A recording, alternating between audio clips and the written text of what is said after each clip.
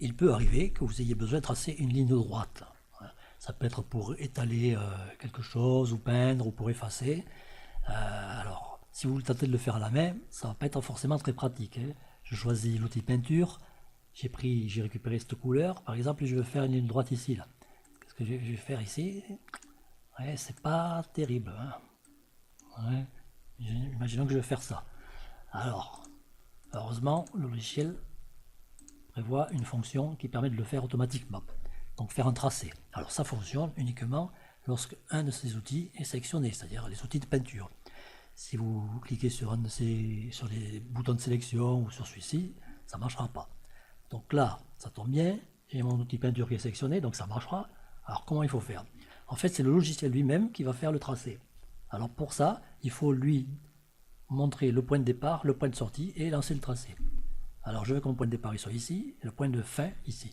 Alors comment je vais faire? Je vais, pour assigner le point de départ, je maintiens la touche CTRL enfoncée, je fais un clic gauche. Pour assigner le point d'arrivée, je maintiens la touche majuscule enfoncée et je fais un clic droit. Okay. Par contre, je remonte un peu le diamètre entre temps.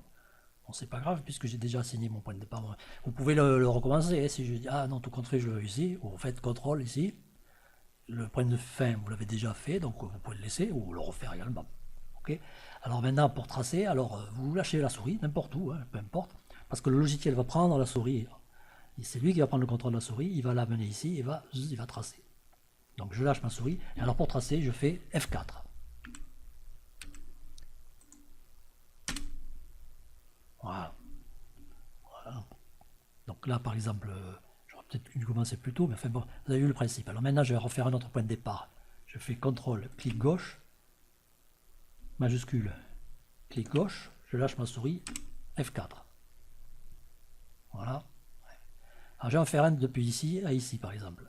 Donc, CTRL, clic gauche, majuscule, clic gauche, je laisse la souris n'importe où, je peux laisser la mobilité ou là, F4.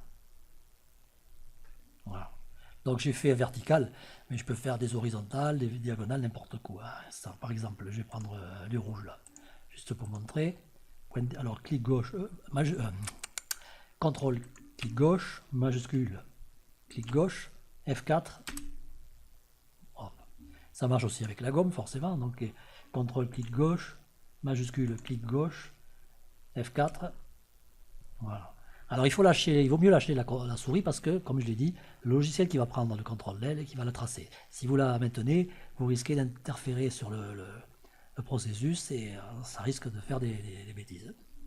Vous voyez, par exemple, je vais le faire là pour montrer, donc je vais prendre le pinceau de nouveau, CTRL, clic gauche, majuscule, clic gauche, et je vais aller avec la souris vers la droite là, pendant qu'il trace, sauf qu'il trace vite. Donc F4, allez, ouais. Donc vous voyez, ça donne des... En fait, il a réussi à tracer, une fois qu'il a terminé, après, c'est ma souris qui a pris le relais. Donc ça... Ah oui, autre chose à prendre en compte, c'est que il ne faut pas oublier que le point de départ et le point d'arrivée correspondent à l'affichage sur le moniteur, tel qu'il est là. Donc si je fais un point de départ, par exemple, je vais revenir au début, rechanger la photo, je fais un point de départ sur l'œil, là. CTRL, clic gauche, et point d'arrivée, majuscule, clic gauche, ici. Mais entre-temps, je fais ça.